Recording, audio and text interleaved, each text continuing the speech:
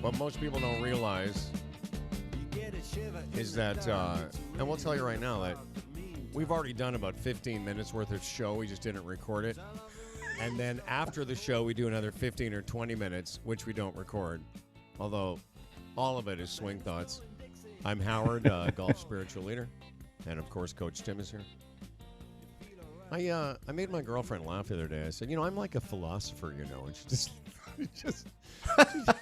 she just looked at me. She's like, what are you talking about? I said, I am. I'm like a philosopher. She goes, well, you're philosophical. But she said, I would hardly say you're like Descartes and Kierkegaard. And then she started rhyming off a bunch of philosophers. And I was like, okay. Oh, whatever. Yeah, I heard of those guys. I heard of them. Well, that Sartre fella. Sartre, Jean-Paul Sartre. I knew him. Welcome to Swing Thoughts, everybody. Tim and I are wearing clothing from JW Apparel, Inc. Looking good there, Coach. Once again, right back at you. Once again, I think we're in the blue arena. Are we?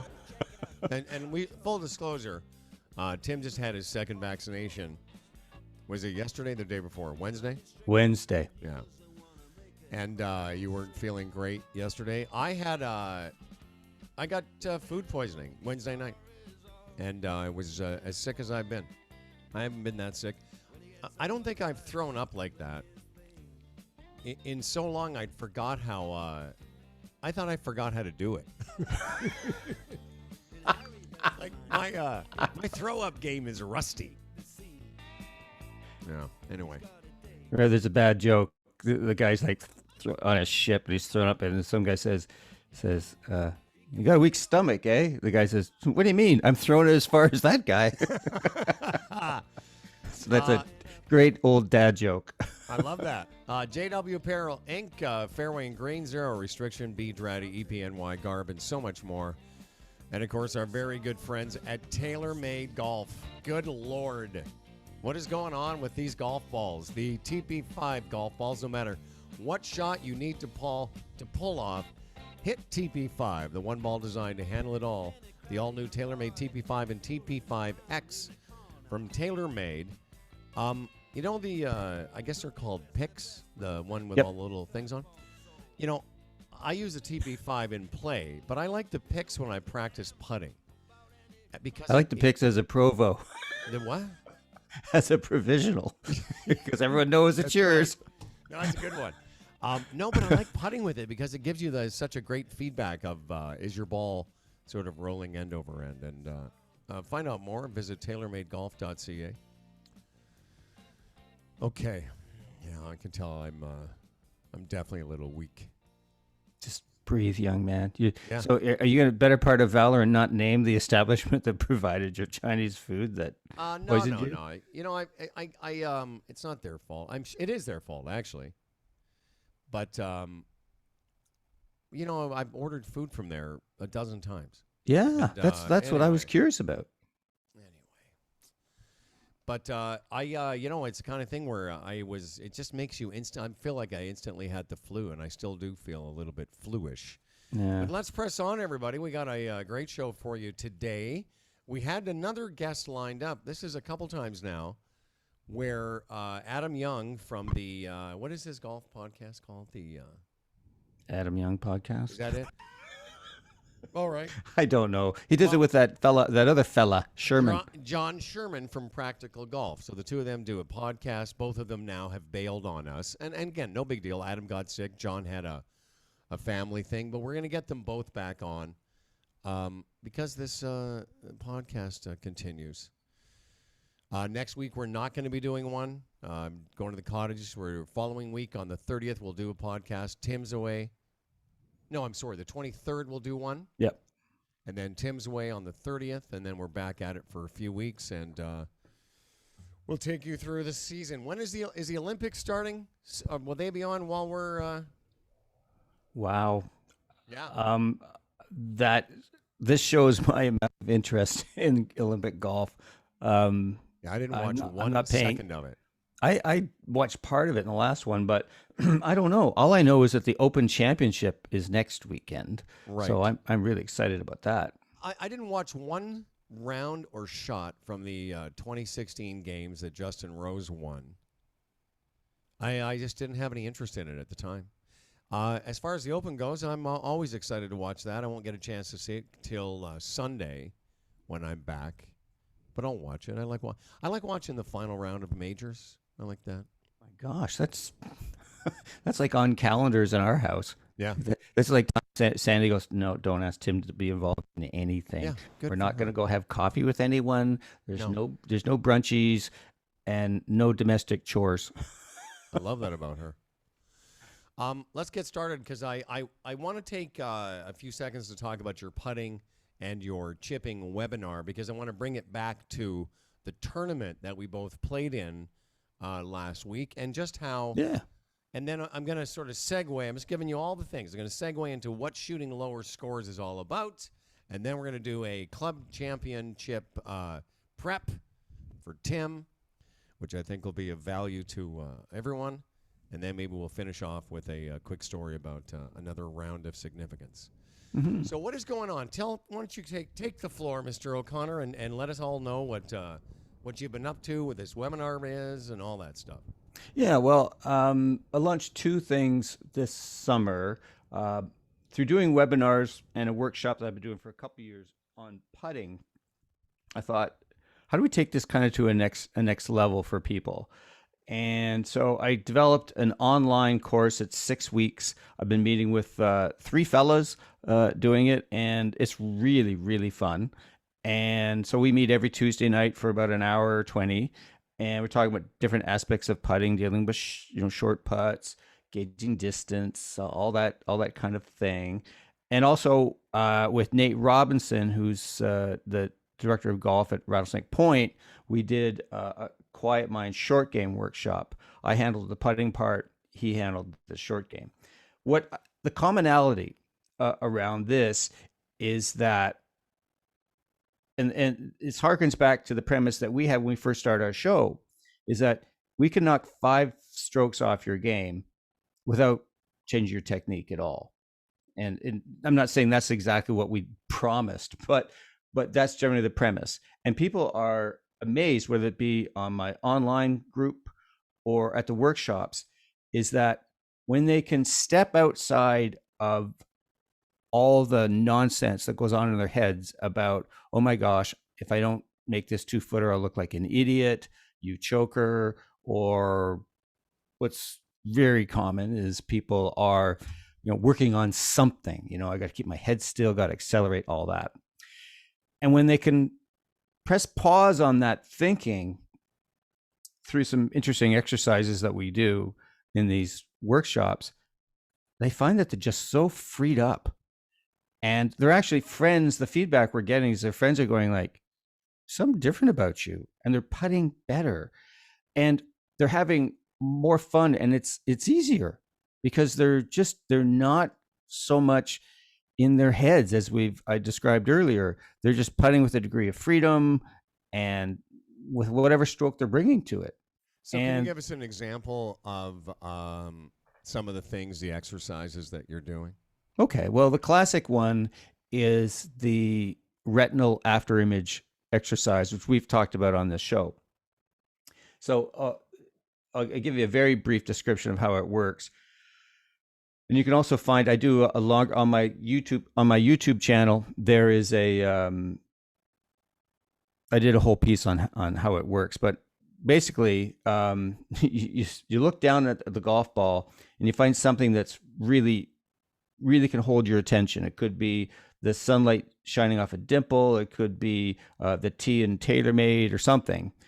And then what you do is you just move the ball, but you look where you don't move your eyes from where they were focused. And when you do this, afterwards you see an image, an after image, like this, usually this little sort of gray or dark, small little circle. Anyways, what you do then is that you putt with your sole objective is to see that after image. So you could be putting to try and make it, let's say a 3 or 4 footer. This is on a practice green. You're not focused on trying to make it. You are focused on looking at the after image. And what this does is it distracts your conscious mind. You cannot be thinking about anything like, trying to make the putt, technique, anything. And through this and similar types of exercises, golfers find that they like, holy crap, I can still putt really well. And in fact, I can putt better, because most of these people who participate in these things are avid golfers who've played for decades. They know how to putt. So it's not like it's not their stroke that's the problem. It's generally that their minds are so caught up that they're not even present to what they're doing. Their body can't organize itself to make a good stroke. But when you remove all the thinking and all that, you'd be amazed how you freed up and how much better your putting is. Essentially, you're taking the focus off the outcome and the result, and you're putting it on something you can control. Because I've done this exercise with you, without you. I mean, I do it from time to time just to remind myself that I can do it. But it does take some of the onus off. Is the putt going to go in or is it going to miss? And puts it on something that I go, oh, well, there's that image. And I think anyone listening that hasn't tried it should try it. It's funny because I do it from time to time whenever I'm struggling. I say that in quotation marks. Whenever my putting isn't where I want it to be, I find that frees me up. It takes some of the pressure off trying to get the ball in the hole and more on the image. Can I see it or didn't I see it? Yeah, absolutely.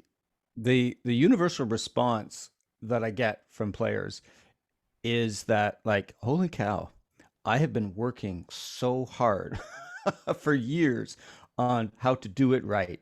It's amazing how many golfers there are who have never taken a putting stroke or a chip or a full shot without having some kind of thought that I must do this with my body, hold my wrist this way, transfer my weight.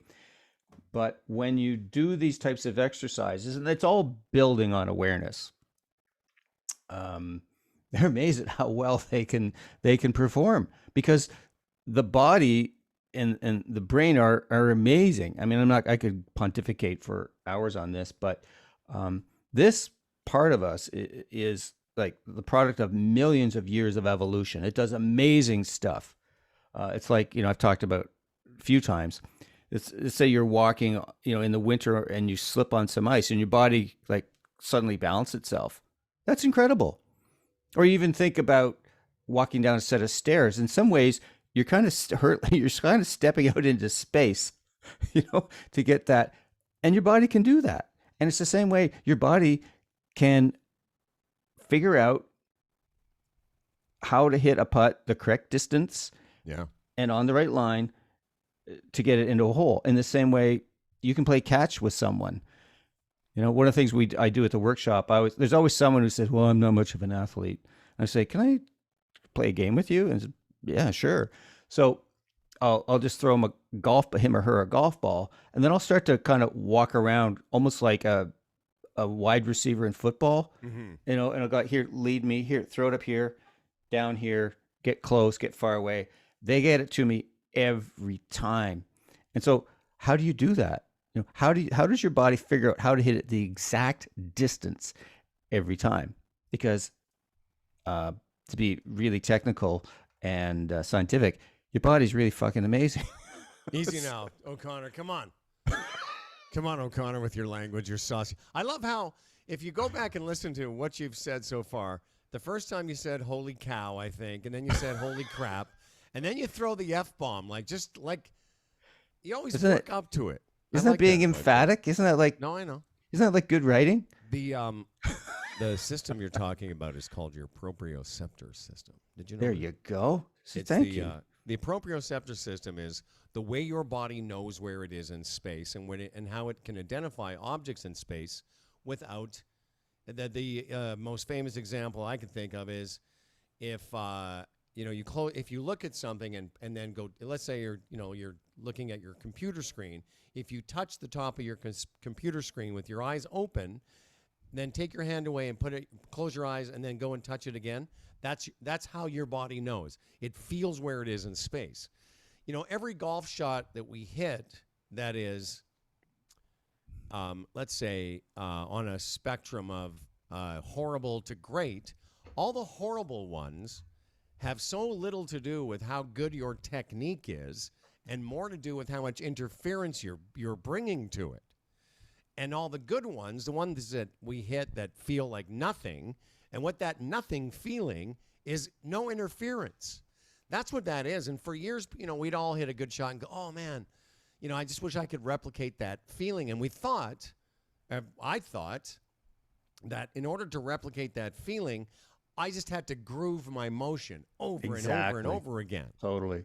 But that's not it. It's the higher number of good shots you'll hit in today's round have so much less to do with, how you were hitting it on the range, or the YouTube thing you saw, or some technique your buddy told you, and more to do with, a combination of a few things. But the number one thing is just how unfettered and how much interference you can eliminate. The reason, though, that people have more of that, say, around the green, because as we get closer to the green and we get closer to the flag and we're only 3 feet from it, then our expectations go way up, man. Like, we know you're on a tee and there's 70 yards between hazards. You can just kind of flail away, and as long as you're not out of play, you're sort of okay. But when you're 3 feet from the hole, the outcome you desire is very specific. Oh yeah, and it's like, so yeah, 70 yards and you hit one off to the right somewhere. Your friends go, oh, that's okay. The green opens up from there. Yeah, you miss a 3 foot, a 3 foot putt, and it's like, whoa, buddy. Ooh, everyone looks away. Yeah, exactly. That's why you can't hit a 3 foot putt and then you go, oh, I healed it or I thinned it. Exactly. But you can, smother hook a drive and still be in play and have a chance to play the rest of the hole. This is you won't be. Yeah, if you can smother hook a drive and I don't know. It depends on when you hit it. But just the degree of self-talk, self-flagellation, immolation, blood pressure when you're related to a drive versus missing 3 foot putts. The putts definitely cause more havoc. I just want to say quickly that you hear people talk about all the time. They want to be consistent. And if you put even the best putters in the world on one of those SAM putting machines, yep, every putt is different, because our bodies are not meant. They're not like robots. So, and some of the best examples in history were Bobby Locke, the South African, who basically hooked every putt. He put topspin on it the way he came over it. Billy Mayfair cut all his putts. And then, but so many of these golfers were self-taught. Most of the greatest champions through history were self-taught. Mo Norman, not a major champion, but fairly good ball striker, right? Hogan, Byron Nelson, etc., all self-taught. And so I guess maybe what I'm coming to with that is, my sense is that people, through being more present to your own experience, feeling what's actually happening as you stroke a putt or hit a chip, you learn through that. And experimenting, say, with in pitching or chipping with ball position. You have a little forward, a little back. Oh, I see it works better here when my hands are this far forward or this far back. Through your own experience, you start to like, oh, yeah, okay. Yeah. But you have to be, but if you're thinking about trying to do it right, applying as you said, the tip you saw on YouTube, and you're thinking about it, you're unfortunately, when you're thinking, you're disconnected from your body. So it's that awareness of what you're actually doing as opposed to thinking your way through it. I would say there's a caveat. Excuse me. There's a bit of a caveat to what you said. And it's not that I disagree, but I would say this. You can't feel your body you can't be body awareness to becoming a better chipper if you don't put the time in. I Agreed. don't care how many seminars you take and how aware you are. If you don't put the time in, that it's useless. I mean, what I'm trying to say is Tim's not a magician. He's not going to make you a better, chipper and pitcher and putter unless you go and do it. What the point you said about, experimenting by yourself. Not everyone can generate enough speed to hit a golf ball 300 yards, but all of us have the ability to be better putters and better pitchers and chippers, but it takes some time. And I can tell you, I have my buddy Stan, who is my dog, who interrupts us once in a while. I'm not going to say every day, but there are very few days, even in the winter, that I don't take that dog out to this special place that we have where I can hit pitch shots, chip shots, spin shots off every kind of lie there is. There isn't many days that I'm not pitching and chipping a golf ball. So when I have a shot the other night, yes, I'm reading the lie, but I have a confidence that I've hit thousands of these shots. Mm-hmm. As far as ball position and those things, yes, I've experimented with them. I'm just trying to say that Tim's technique and the methodology we're talking about are 10 out of 10. But you have to put some time in. And I would say, and we've talked about this 1,000 times on this show, if you don't spend 60%, 50 to 60%, I'd say more, but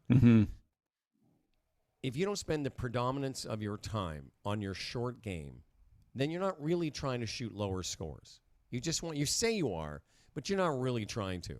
Because this is the year, okay, here it comes. This is the year I have spent more time on my stats, on stat entry than I ever have as a golfer because of, wait for it, decade. And I got a twofer there. I know. I can clearly see. I wish I could share my screen, but it's yours. And it doesn't matter. I can show you my statistics, and I'm my short game and putting are where I'm gaining all my strokes. And it's not just because I'm a scratch golfer. Whatever handicap you are, you will gain huge amount of strokes gained in your game by being better at that stuff. And it's not that it's like, I guess I'm not, the caveat is, take Tim's webinar and attend one of his seminars, but go away and work on it. Totally. Well, what you're in essence saying, self-coach yourself. And the way you can do that, the only way you can do that is spend the time. We need to have another sound for every time I mention Fred Shoemaker, which is at least once a show. I guess you could do double duty. You don't mention Shoemaker anywhere near as much as I've mentioned Decade the last 3 months.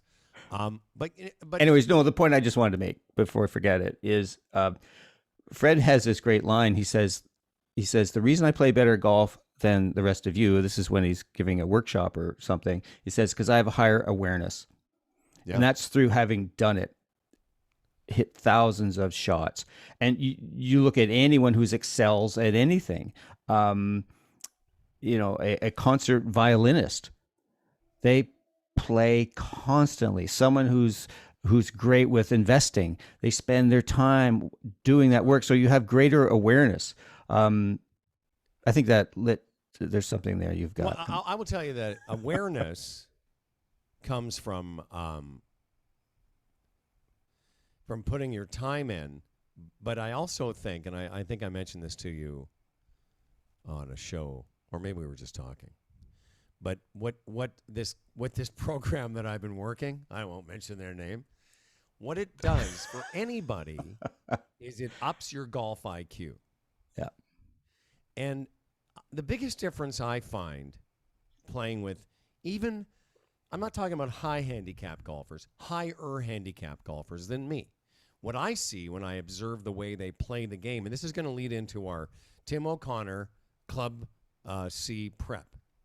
But what I see higher handicap players than me is that their golf IQs aren't as acute.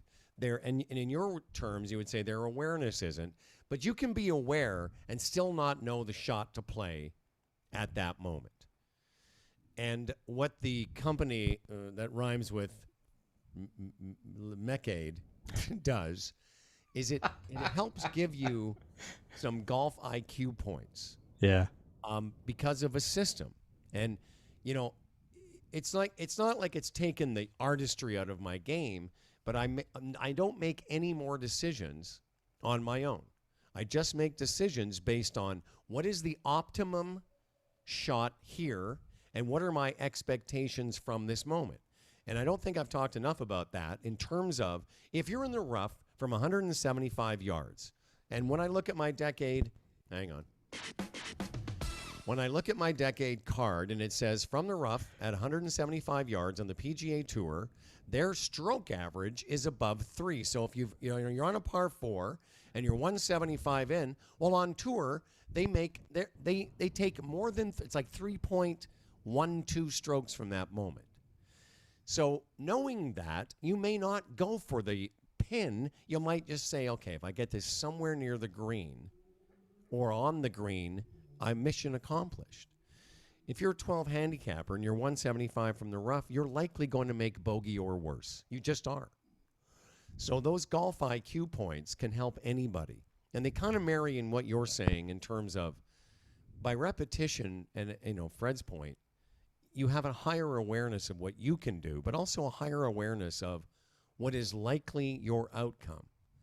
And let me finish by giving you a great example. The other night, I had a terrible shot on a par 3. I just was in between clubs, and sometimes when I'm in between, I decelerate and I sort of flip hook it, and I'd be just better off to take the lower club and hit it harder. I just should, but I didn't. And so I pull hooked it 25 yards left, and I know this because I paced it off, and it was a difficult pitch, and all I was trying to do was get it on the green and give myself a 10-foot, 6-foot, 8-foot, whatever. But I was really, really specific about where I wanted the ball to land. And you know what? Luck turned my way, and it ended up a foot from the hole. But I wasn't trying to hit it a foot from the hole. Awareness. I knew because of decade, I know that I shouldn't expect it to be any closer than 10 feet. So I'm like, great. Anything in the 10-foot range is a win for me.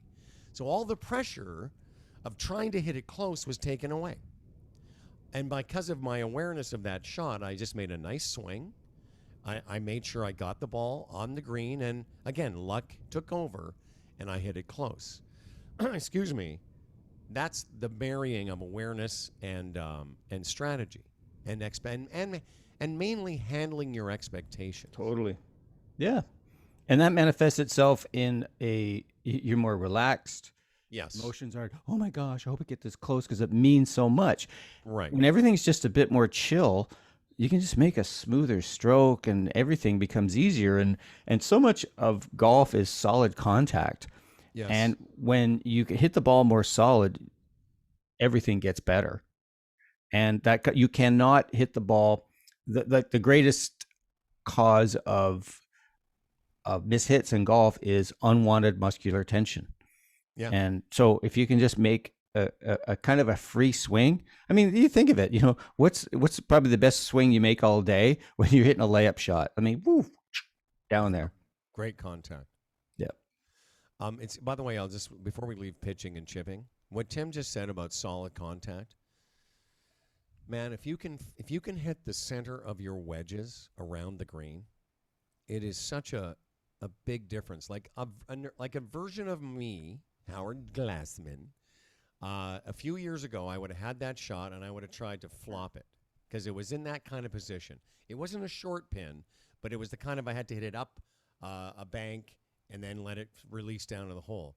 But no part of me the other night was like trying to flop this shot because I didn't need to, because I wasn't trying to do more than I needed to do. I was already in the mindset of I'm way out of position. I'll accept a bogey here.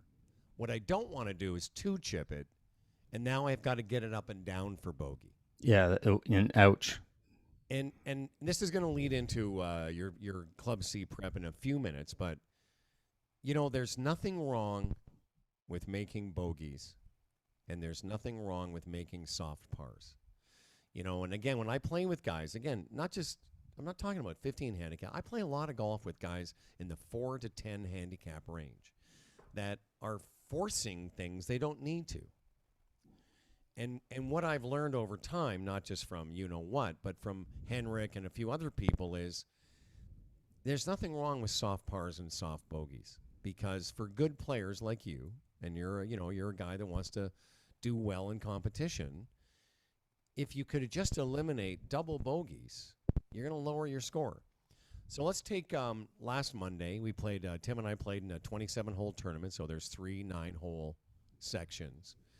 And for reasons I can't explain, I think I remember what you shot. I think you shot, let me just try it. I think you shot 44, 42, 40. Something like that. Yep, close enough. So was the first one 44, though? Yes. And the last one was 40? Yeah. I can't remember how to add fractions, but I remember that. So so you got better as each 9 wore on, but I'll bet you in that round of 44, you had a double bogey or 2. Actually, it's interesting. 0 double bogeys in that Just a massive amount of bogey. A massive amount of bogeys. So what it was I think I had 4 3-putts in about Greens were tough that day, man. 5 or 6 holes. I just, it was the whole thing. I was playing with 2 guys from Rattlesnake Point, and it was like, where's the goddamn escarpment? That's the thing about Glencairn. And, we were playing in the Glencairn Invitational. Well, I do a little shout out to Mike Bondi, friend of ours. That's his event that he runs and organizes. He does such a great job. I just think it's good to do. And I was thrilled for Mike because he had played great. He did, yes. Yeah, played great. Finished second again.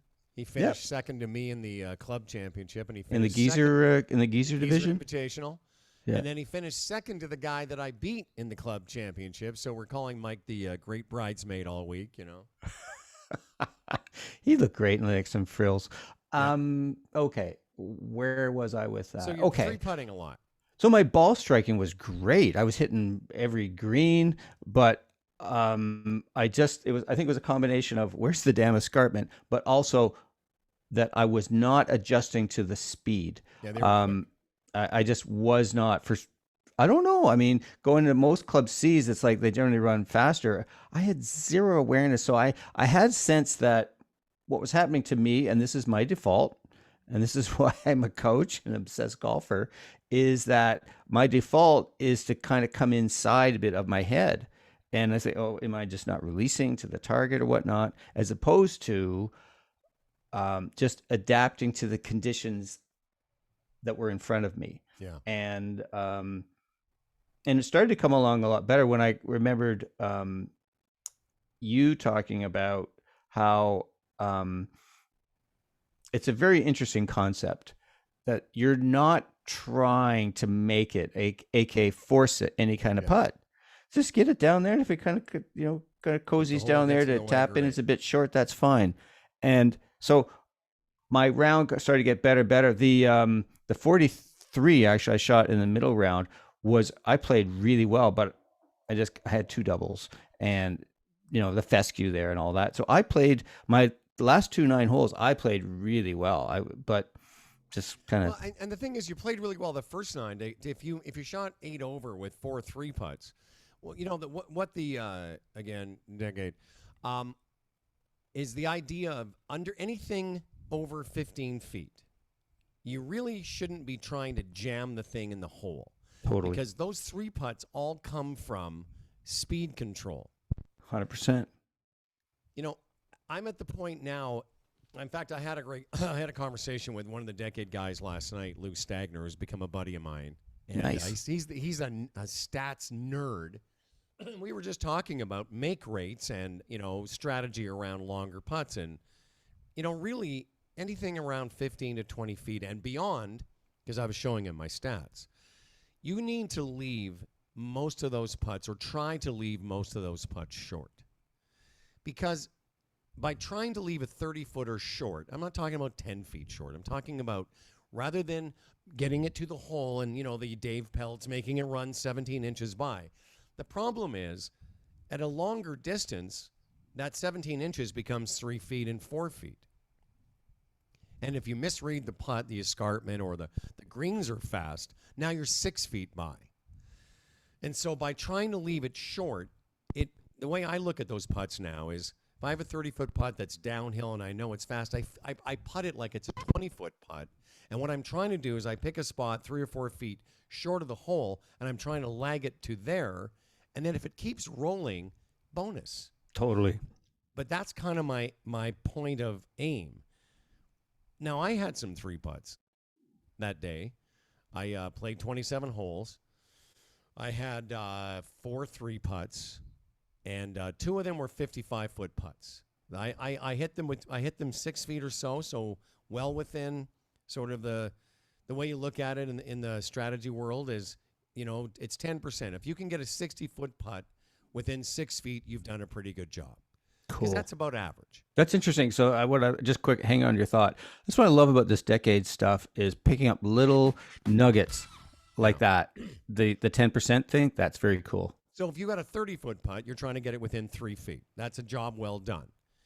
So I had a couple putts, 155 and 160, that I hit to 5 or 6 feet and just lipped those putts out. So they were good putts that, luck had it that it didn't go in, it could have.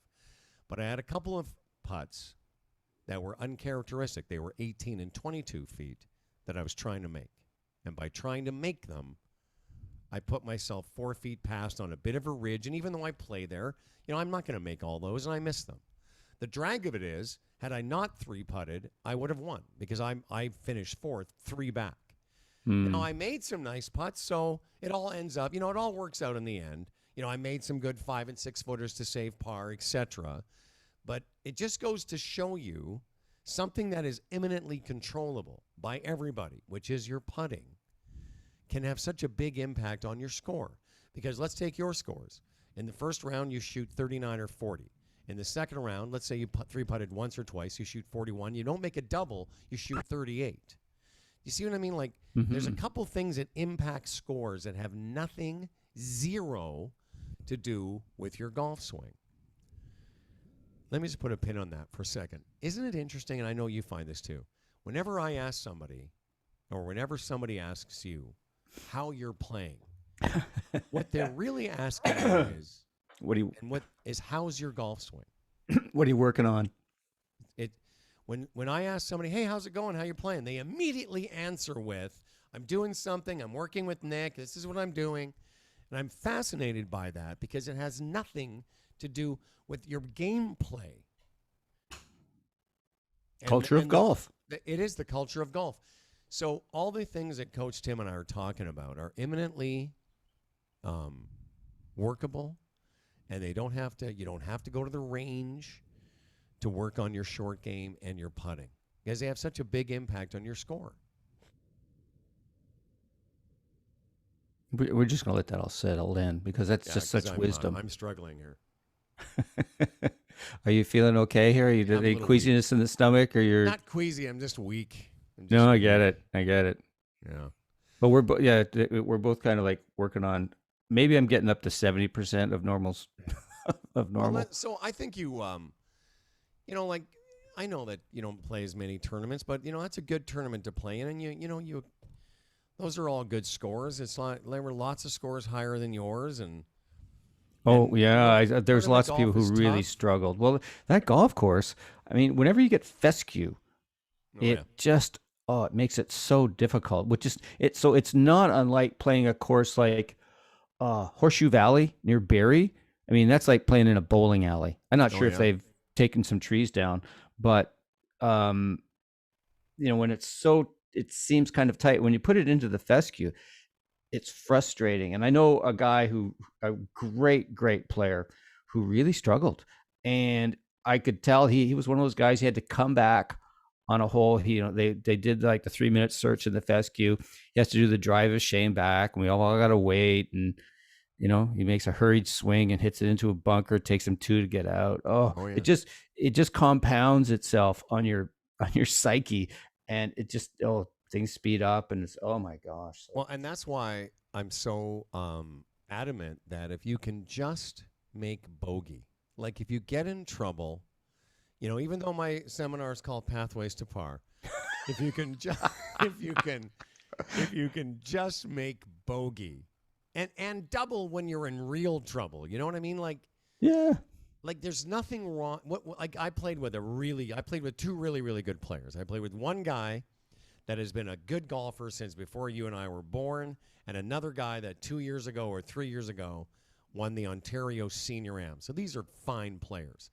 And my buddy Lars, who was the guy, he used to be a pro. Yeah. He was my partner in the shootout a couple weeks ago. I played some golf with this guy, tournament golf. On one hole, he just got a ball in the wrong spot, and he makes an 8. An 8. The guy probably hasn't made an 8, since he was 8. Exactly. But just watching it unfold, I was a little surprised that he took the chance that he did, because because in that moment, and you mentioned it a second ago, you get kind of spiraling, right? And things start to speed up, and pretty soon you're like, Jesus, I just made an 8. Why? Yep. And the real reason is because in the middle of it, you just didn't stop and go, okay. Like the guy came back as you described. He's got to hit off the tee again, but rather than hit it in the bunker, what if he had just hit a necked one out to the left? So he would have ended up making a double bogey instead of the quad or the 9 that he did make. Mm-hmm.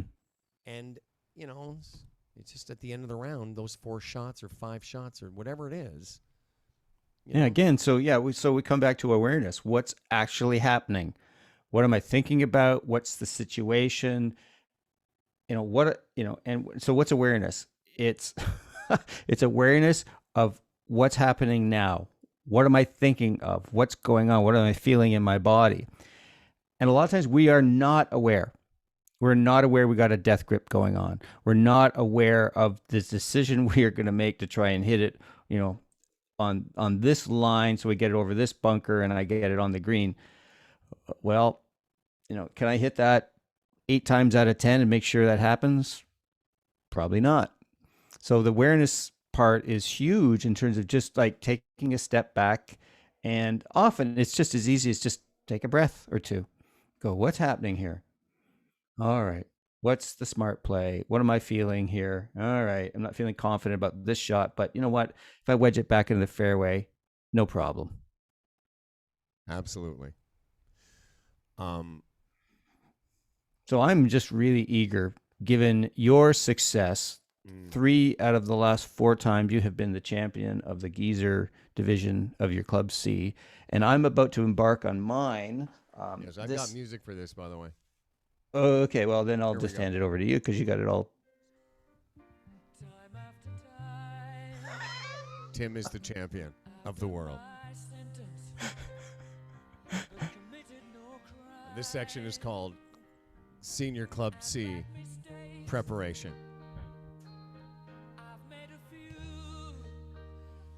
I'm going to start. Getting kind of emotional here. It is.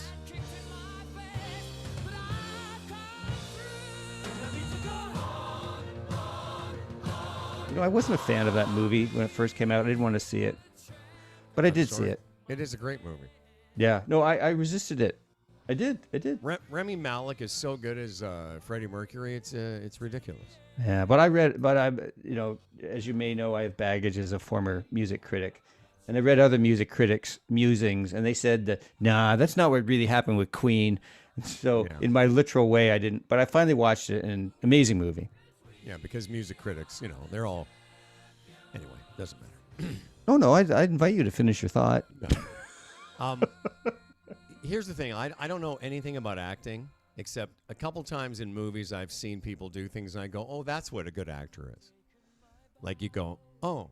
Because a lot of times you see people in movies and TV shows, and you think, oh, they're just acting like themselves. But Remy Malik is so good as this Freddie Mercury. Oh, yeah. Did you ever see a movie about Stephen Hawking, Moment of Time, or whatever that movie No, was? I didn't. You should see that. Because there's this kid, Eddie Redmayne or whatever. Oh, yeah. He's Hawking. And again, there's a moment in that movie where you go, oh, That's what a real actor is. Yeah. Anyway. No. Just quick. I would watch Interstellar last night with Matthew McConaughey. Okay. I hadn't watched it in about 10 years. My son Sean wanted to watch it, so we all settled in. And when I watched that movie for the second time, I could see why he's the guy that Lincoln got to do their ads. Because it's always like he's always on the porch there. Oh, it's the dusk of humanity. Well, we'll have to try our best. Did you fertilize the back 40? It's always this kind of husky. I don't think I've seen that movie. Oh, it's amazing. All right. Well, this There's is the another movie recommend portion of the show. Hey, we've touched albums, golf, movies. Maybe let's get back to golf. So your tournament is tomorrow and Sunday? Yeah. You're going to love this. And you might, if you want to steal this for your seminars, go ahead. I call it Be an Advocate for Your Own Game. I'm writing this down. And the reason I say you need to be an advocate for your own game, and if you can just do that, you will, it will inform everything you do. And what I mean by that is this. If you want to get to the golf course earlier than you normally do it. If you want to, all the things you need to do for yourself, all the preparation, make sure, all the things make sure you've got 2 water bottles. Make sure you've got some food. Make sure you've got, go through your bag and make sure if you need to find something, you could. Not like if you need to find a Band-Aid, you're scrambling in the middle of the round. You know what I mean? And even though the little, the phrase, the hackney, the devil's in the details. But by being an advocate, and I'm going to get to the bigger stuff in a second, but by being an advocate for every part of your game, what it will do is it will set you up in a way that that at least all the little stuff is taken care of. That you've got bars, you've got water, you've got everything, you've straightened out. Our buddy Sean Casey does this with his kids. There's a list of things that you need to have taken care of before you go to the golf tournament. Mm-hmm. But the other thing, for both rounds of the club championship, I got there 2 hours before the round. 2 hours. And so I get there 2 hours before the round because I want to take my time getting my stuff out of the car, getting ready, at that point I was my stretching, my Brooke Benny stretching routine was 15 or 20 minutes. And even though I was being mocked by all the guys on the range, I didn't care. I put my towel down and it did my cat-cows humping, because I'm just like, fuck you guys. I'm going to do what I know needs to be done so that I'm ready. If you guys don't want to, that's fine too. And then I had a plan literally to the minute for what I was going to do. So I did my stretching for 15. I did my first putting for 15 or 20 minutes. I just went and did speed putting. Then I go to the range and I did I start with my routine, wedges, and then I go to my 8-iron, then I go to my 5-iron, then my hybrid. I had it all planned out. Then I found out what hole I was starting on because at Glencairn there's 3 9s. And I hit some tee shots that I was going to need to hit, etc., etc. Tim, I think I told you this.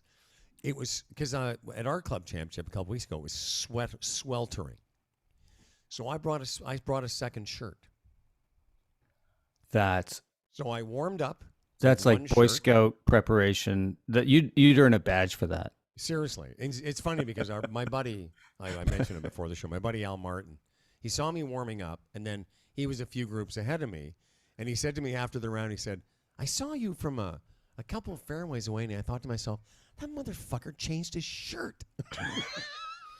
And I said, because I thought of every possible thing, or I tried to think of every possible thing that I could do to give me every chance to be comfortable and ready to play. You know what? I'm just going to jump in. I'm going to just jump in real quick here. And that's what I want to say to you. Well, you know what? There's no... You don't need to be a genius to figure this out. When people are prepared and they put in the time and that much forethought, that is a bedrock foundation for success. Like you've won your Geezer Open Club C 3 out of 4 times. Why? Because you create the conditions to play at your optimal. Does it mean you're always going to have play great? No, but you've put everything in place so that you give yourself the best opportunity. Right. And that's what I was trying to say. So, and the reason a lot of men, and you've done more work in this area than anyone I know, the reason a lot of men don't want to be an advocate for their own success is because there's kind of like well, you don't want to appear to be trying too hard. Yeah. And, oh, you care too much. I'm going to tell you a quick story. So I'm on the range on, I guess, the second round. So I'm in the last group, and I'm getting ready, and there's a few people down the range, one guy in particular that I know, and he's being really loud, uncommonly so, making a lot of noise, and he's joking around, and I was like, that's not like him. Because what he was trying to do was get himself into a false mode of bravado where it doesn't really matter, and this is just like any other round. And I'm thinking to myself, well, that guy's done. Literally, I mean, again, Nicholas, I'm not comparing myself to Jack. No. But Nicholas used to say that in major championships, most of the people he was going to play against had already eliminated themselves. And when I heard this guy making a bunch of noise and joking around, again, not his normal, I was like, well, that guy's done. That guy has no chance today because he's doing something that's not in his character to try and make everyone think he doesn't really care about this. Fuck that shit. He was completely, and he played like shit. Yep. And again, yeah, maybe to some people look like I was trying too hard or I was doing all this stuff. Like, who does Howard think he is? But as you say, I have finished pretty high in a lot of tournaments in the last 3 or 4 years. Because I've seen what other good players do. I've seen how they go about their business, whether it's Charles or Lars or, Ashley Chinner or some of the guys that I observe, and I'm like, oh, and the last thing I'll say is, don't back into it. There's a thing I used to do in tournament golf where I would like to try and get into the round and not have golf know I was there for a few holes. Love that. I love that. And I remember, feeling like if I just sort of sneak into the round, maybe I can get into it before golf knows I'm here and I won't be all nervous. But the fact is we are nervous. And I made a commitment to myself, and I wasn't going to back into it, that I was going to get up on the first tee and swing with as hard as I can given the circumstances. Like, not try and steer it, to make a commitment. And so for you people, not just Tim, but if you're preparing for an event, Bryson DeChambeau does this thing where he makes a couple really hard practice swings. Yes, it's to prime the speed, but a part of it is to prime the freedom. And when I see good players, and I say I'm talking about decent to really good players, when I see them not make practice swings, it's like I see them. It's like golf trying to back into the shot, right? Yeah, I don't know. Anyways, finish your thought. Well, no, but I'm saying, like, take a practice swing because you're about to hit a shot, and give yourself the permission to make a free swing. I'll tell you what, around the greens, if you're not making, I don't know, a half dozen practice swings with your putting, with your chipping, I don't think you're ready to hit it. I agree with you. If you're not priming the ground and feeling the shot, but definitely at the beginning of a tournament, you want to have the feeling as much as you can under the circumstances that you're just going to let it go and see what happens. So that's it. So thank you for that. A lot of great stuff in that. Like, a lot of that stuff is like t-shirt material. I don't want golf to know I'm here. I think every golfer could understand that. Just want to get up there. Let's get it in play. Let's not draw much attention to ourselves. That's right. Let's not make a mistake. But I think what's very, very interesting about what you said was and I don't know for women as much, but this culture of guys, like you said, you don't want to come across as like, I'm trying hard. I want to, I want to win this. And great example of that was, I forget the guy's name, but he had won, I think he had won like the Club C at North Halton 5 or 6 times. He had won the Club C at Blue Springs maybe a similar number of times. So I found this pretty fascinating. And so I sat down, did an interview with him for, I think it was the Club Link magazine. Yeah, it was.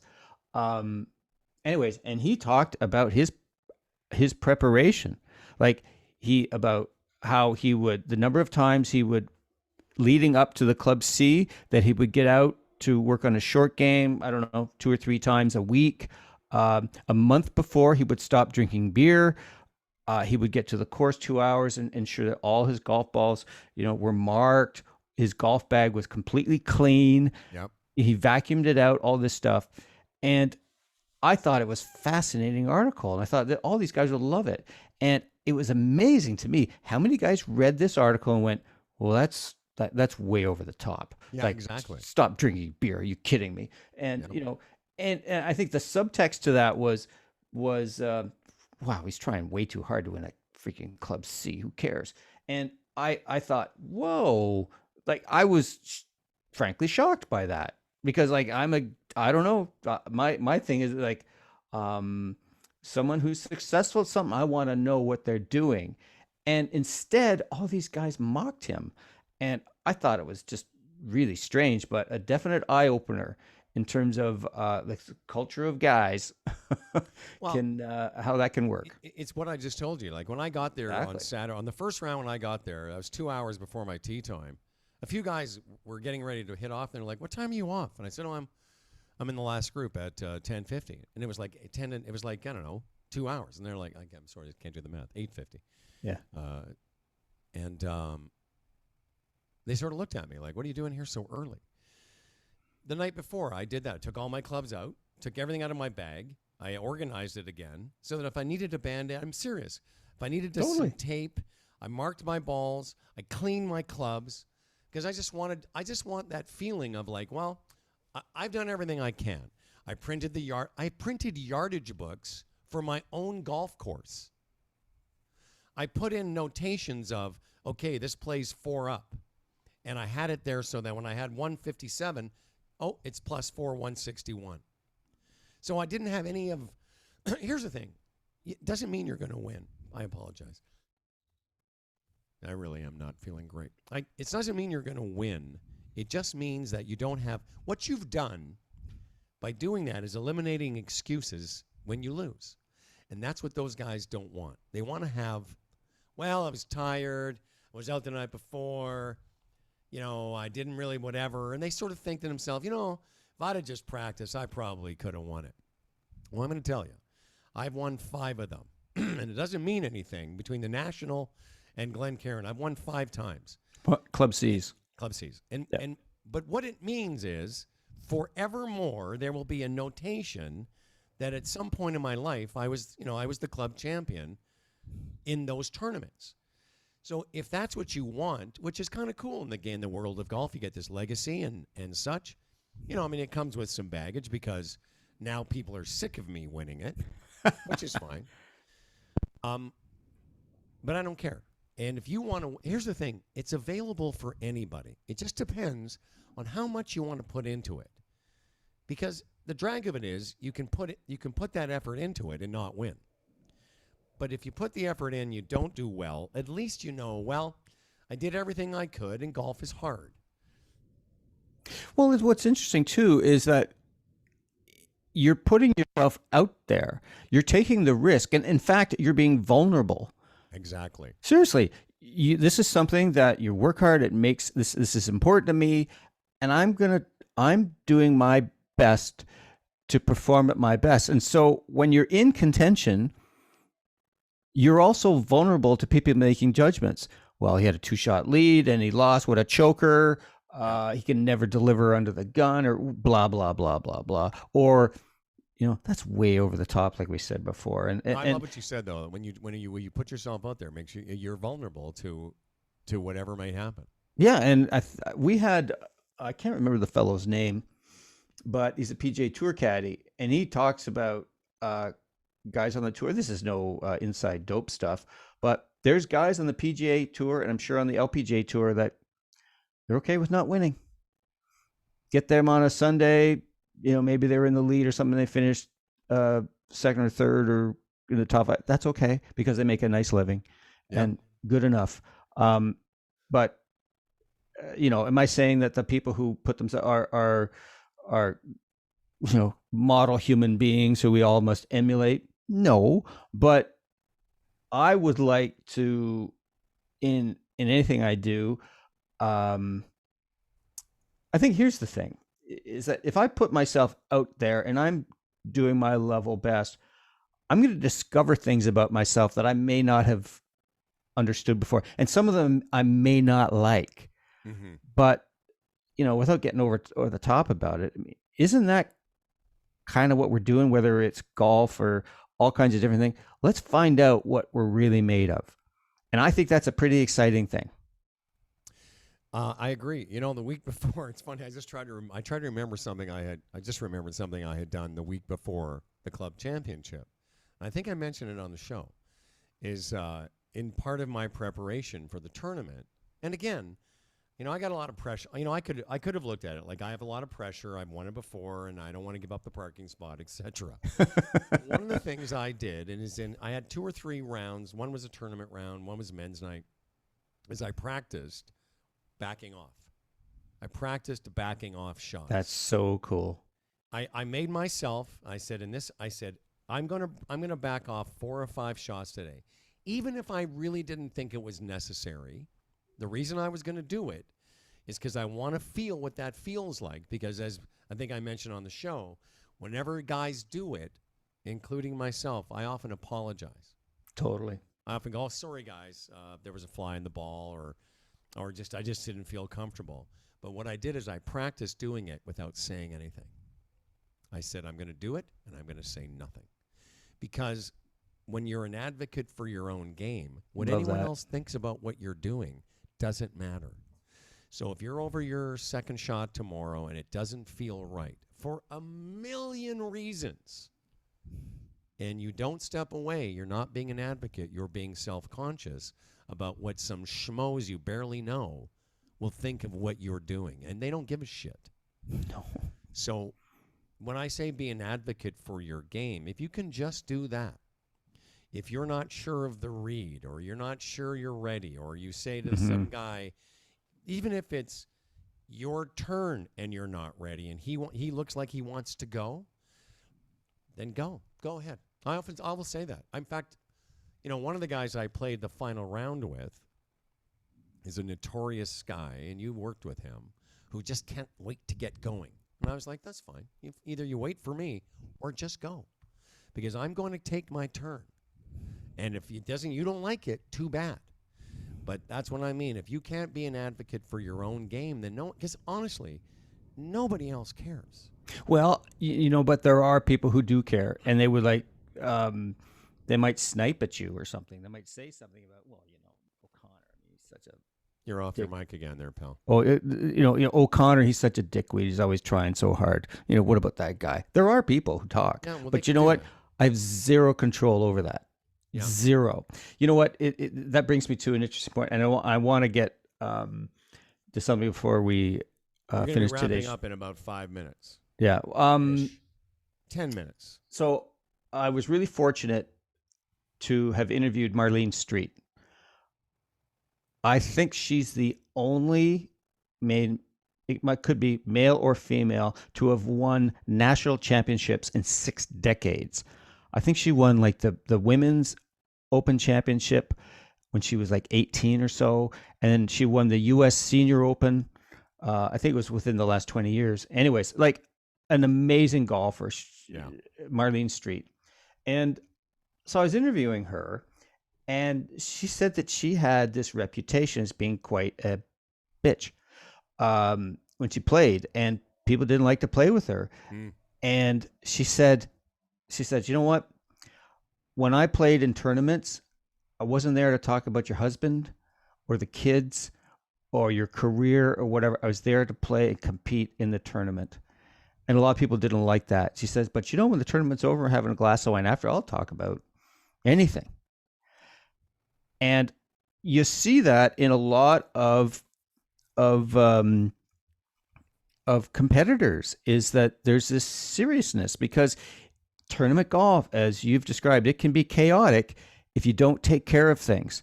Yep. And it's so different than casual golf. Casual golf is, hey, how about so the Canadians couldn't get it done, or Blue Jays rotation in turmoil or whatever. But in tournament golf, it's a different deal. Now, some people, Trevino would yap. But anyways, speaking of yapping, I want to make sure we get to this before the show is. Let me just finish on your point. And that, sure. Again, it's, I don't know how people see me as none of my business. But as one of my friends wrote me after the club championship, he said, it doesn't matter what people think. They have, how he put it, he said, but they have to have respect for your game and the way you work. And he said, that's undisputable. He said, even people that think all those things, like, he takes it too seriously, or he's not that much fun to play with, or whatever it is, they can't dispute the fact that, you shoot the scores you shoot, and they don't in competition. Because my rounds on Monday were 38, 39, 36. Nice. Because I take it seriously. Totally. I'm not talking at all, but I'm not talking continuously. And I take the shot seriously. And if I don't feel comfortable, I'll step away from it. If I don't like what's going on, I'll change it. And I just say to you and anyone else that wants to play in any tournament, if the reason that those guys are still talking and it's like kibitzing, and I heard stories in the club champ, guys having beers and filling up the cooler, and I'm like, that's great. I've already beat those guys. I don't have to worry about them. The only guys I have to worry about are the guys like me. The only guy that, because there's a few of them, but the funny thing is, and again, back to Nicholas, there ain't a lot. No, you're right. At the club level, there ain't a lot of guys that would practice stepping away from a shot. They wouldn't think of it. They wouldn't do what I'm asking you to do, which is get your bag ready, get yourself ready, make sure have a plan for the shot. You're playing your home course. When you're in trouble on some of those holes, just always do the prudent thing, because under pressure, you might be tempted after a few bogeys in a row to try not to make a bogey, and you'll make a triple. So if you can just keep the decade acronym, the D is discipline. That's the biggest one. The biggest thing to overcome for golfers is to be disciplined. Okay. That's all I have to say about Club Champion. And it's going to rain this weekend a little bit. So be prepared for that. Yeah, I'll probably take a cart so we don't have to do that. Don't walk. Yeah, I know, because the worst thing is trying to do, because I have to do the push cart thing now and have the thing. But before we leave, I was going to say, Tim, walk. Don't walk that course in that tournament, because now you're walking around and you're futzing with like you said, the umbrella and towels. Take a cart, have everything laid out in front of you. All your snack can be there. Yeah, no, love that. So before we leave today, we gotta share with our STDs about your PB. That's pretty damn cool. Folks, I was at home this week and I got a card that showed a lot of circles and a 66. The GSL shot 60 effing 6. That's amazing, pal. Well done. Giving you like the little Zoom congrats. Yeah. Well, I don't want to be blasé about it. And maybe when we have, maybe on another show, I'll get into the minutia of it. But I'll tell you a couple things very quickly. It was a 6,000-yard golf course, so it wasn't, super long. But it was very tricky. It's called Science Hill outside of Stratford. And it was a very blustery day, so I'm giving you some of the conditions. And I was just out for a casual round with my girlfriend's brother and two of his friends, and he had told them, I'm bringing my sister's boyfriend, Howard, out here. He's a pretty good golfer. And they're pretty avid golfers. They all shoot in the high 80s and 90s, but they play 2 or 3 times a week. Yeah. And so they were all excited about playing with me. And, we were going to have a nice round. I was going to help them out a little bit, maybe show them a few things, chipping, pitching, and all this stuff. And I birdied a couple holes in a row. I think I parred the first hole, and then I birdied 2 and 3, and I was like, oh, that's cool. That's kind of neat. It's fun to birdie a couple holes in a row. And then I bogeyed the 4th hole. I was a little simple up and down. I just misjudged the putt. It was about a 7-foot putt, and I missed it. And then I birdied 6, 7, 8, and 9. And it's par 70, so it's 35. And this is the weirdest thing. I didn't really realize I'd birdied 4 holes in a row until after the round was over. But I did know, because I wasn't putting those circles on the card when I was keeping the score. Oh, yeah. So I'd go par, birdie, birdie, bogey, par, and then I birdie in. And I got to tell you, Tim, on the 10th tee, I was like, I just shot 30. Like I've never made 6 birdies in 9 holes in my life. I've never made 4 in a row. And then I started to sort of choke. I literally, I'll be honest with everyone, I choked from the 10th tee onward. It was all I could do to shoot 1 over on the back 9. I made 1 more birdie, 2 bogeys, and I shot 36. If I hadn't choked, I don't know what I would have shot, but I will tell you this, just to wrap it up, I was way outside of my comfort zone. Totally. Way outside. Even though I'd shot in the 60s recently, it wasn't like that. When you look down, you see like, shit, man, I was 1 up and down away from shooting 29. I know, you're like on the 59 hunt. So I will just say, though, that, as I wrote to you in another email this week, the takeaway for me was it wasn't much different than any other round of golf. Like, I hit the ball better on Wednesday at Glencairn and shot 74. Like, I really hit it good. I didn't putt very well, but that day I hit it decent and I putted great. Check this out, I had 12 putts on the front 9. and when you wonder, how does a guy on tour shoot in the 60s? That's how they do it. I had 12 putts on the front 9. I think I ended up with 26 or 25 on the day. And, if I had continued putting the way I did on the front 9, I would have shot. I was thinking at some point, am I going to shoot 62? But I didn't. But that's a good lesson for me that, should that ever happen again, I'll go, okay, now I know what this feels like, because I was completely adrift. I really needed somebody to pull me aside and go, okay, just try and play this next hole. Because I was just like, I just was out of it. I didn't make another birdie for 3 or 4 more holes. I had just made 4 of them. I totally get that. And gosh, I remember, I don't know. It's just, again, it feels like we're beating a dead horse, but the awareness now that you shot your 69, what was that, 3 weeks ago or so, and now a 66. Now you've got this more evidence and thus higher awareness of what happens. Yeah. Again, and that's what we're talking about. When you have these high level experiences, I mean, we remember those things at a high level. That's what we remember because we're in a high state of emotion. Yeah. When you're shooting 66 or you're, say in contention to win a golf tournament, your state is up here. You're like, don't kid yourself. People who got a 3-footer to win the Masters, hands are shaking. No, absolutely.